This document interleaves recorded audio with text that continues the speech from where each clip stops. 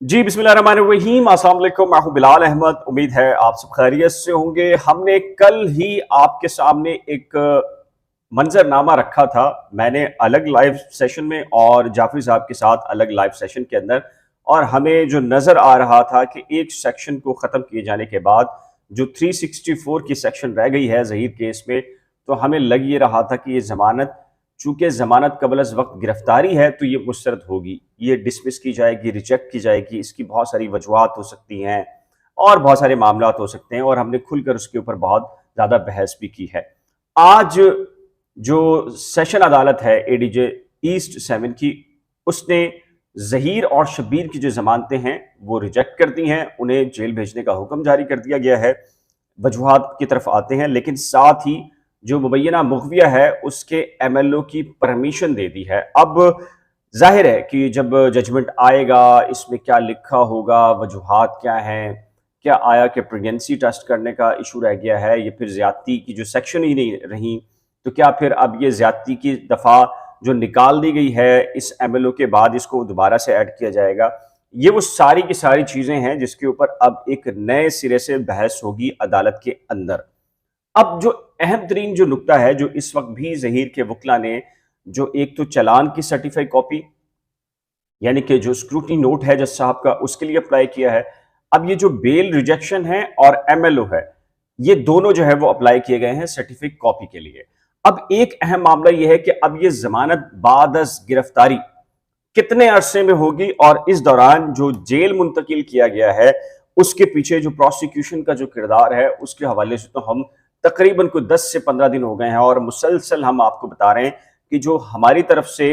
हमें जो इंडिकेशन मिल रहे थे, इशारे मिल रहे थे कि इस केस में किस तरीके से, चूंकि आपके इल्म है कि एडवोकेट जनरल सिंध सलमान तालिबुद्दीन साहब, जो कि अब नहीं हैं इस ओहदे के ऊपर, वो एक बयान दे चुके हैं। तो अब जाहिर है कि जिसने भी इस केस में दबाव डालना है उसके पास एक ही ऑप्शन है, और वो है प्रोसिक्यूशन। और प्रोसिक्यूशन का जो डिपार्टमेंट है सिंध का, वो काफ़ी मशहूर है बहुत सारे मामलात के हवाले से, और हमने बहुत ज़्यादा तफसीलात के साथ आपसे तमाम तर मालूमात शेयर की हैं। इवन के जस्टिस मोहम्मद जुनैद गफ्फार साहब का जो ऑर्डर था, जुनैद गफ्फार साहब ने पीजी साहब को बराह रास्त तलब भी नहीं किया था, लेकिन पीजी साहब जो है वो इन पर्सन अपेयर हुए थे। और हालांकि मैं सुबह शाम अदालतों में होता हूं, लेकिन प्रोसिक्यूटर जनरल सिंध को कभी हमने अदालतों के अंदर पेश होते नहीं देखा। लेकिन क्या वजह थी कि जस्टिस मोहम्मद जुनैद गफ्फार साहब की अदालत में वो खुद से मौजूद थे, हालांकि उनका जो प्रोसिक्यूटर का जो नुमाइंदा था वो अलग से मौजूद था। तो हमें ये इंडिकेशन बहुत अरसे से मिल रहे थे, और हमने इसको छुपाया नहीं है, हमने खुलकर बयान किया है कि इस केस में जो गैर मामूली किस्म की चीज़ें हुई हैं, गैर मामूली किस्म का दबाव आया है, तो वो सारी की सारी चीज़ें आपके सामने हैं। हमारे यहाँ अदालती निज़ाम और सारी चीज़ें चलती रहती हैं। साथ ही साथ अब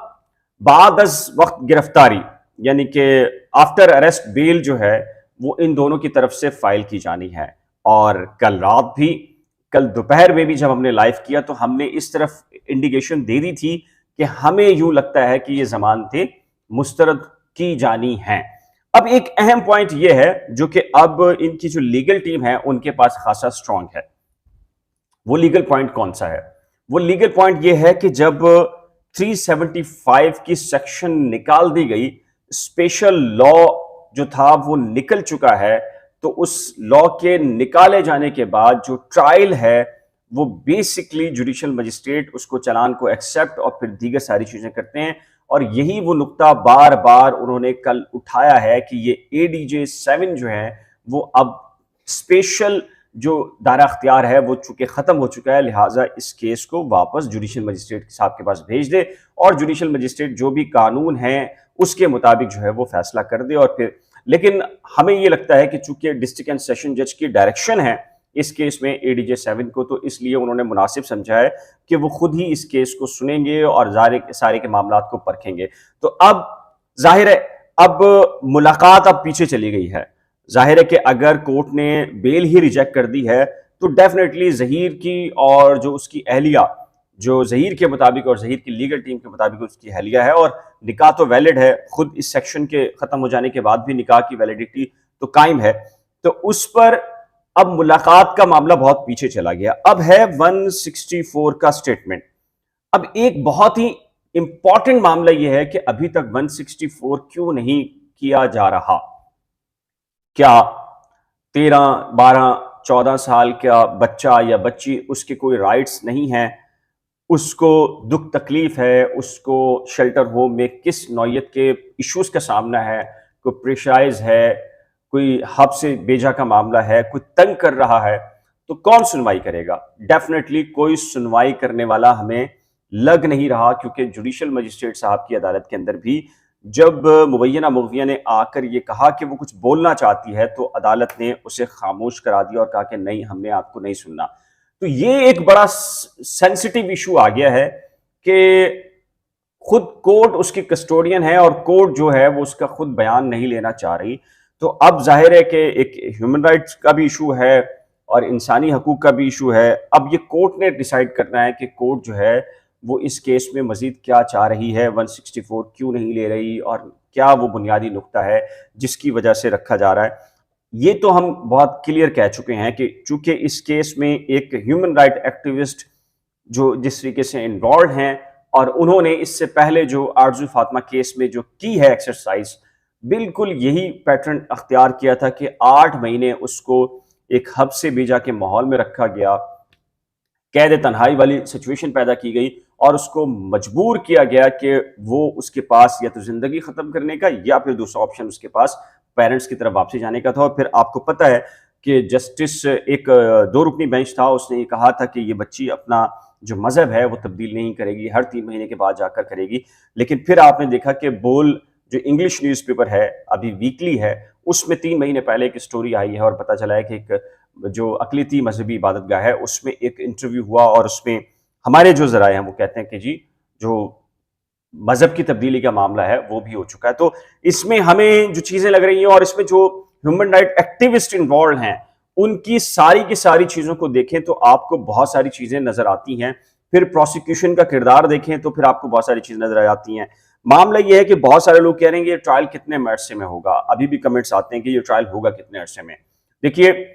ہمارے ہاں ہر چیز ممکن ہے، اور ہمارے جو سابق چیف جسٹس پاکستان رہے ہیں مختلف، ان سے جب بھی ملاقات ہوتی ہے تو وہ جب ریٹائرڈ ہوتے ہیں تو اس کے بعد یہ تسلیم کرتے ہیں کہ ہمارا کرمنل جسٹس سسٹم جو ہے وہ مکمل طور پہ کولیپس کر گیا ہے۔ میں نام بتاؤں، انور ظہیر جمالی صاحب ہیں، گلزار صاحب، بہت سارے لوگ ہیں جو یہ بات کہتے نظر آتے ہیں۔ اور آپ کو صرف ایک مثال اگر ثاقب نثار صاحب کی لے لیں کہ انہوں نے شراب برآمد کی ایک صوبائی وزیر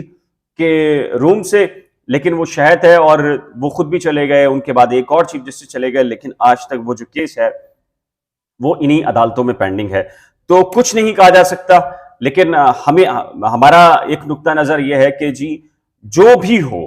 ضمانت ریجیکٹ ہونا، منظور ہونا، ایم ایل ہونا، لیکن اس کو سپیڈی ٹرائل کی صورت میں ہونا چاہیے، day by day, day to day کہ اس کی ہیئرنگ ہو اور اس کے اندر سارے کے سارے جو فیکٹس ہیں،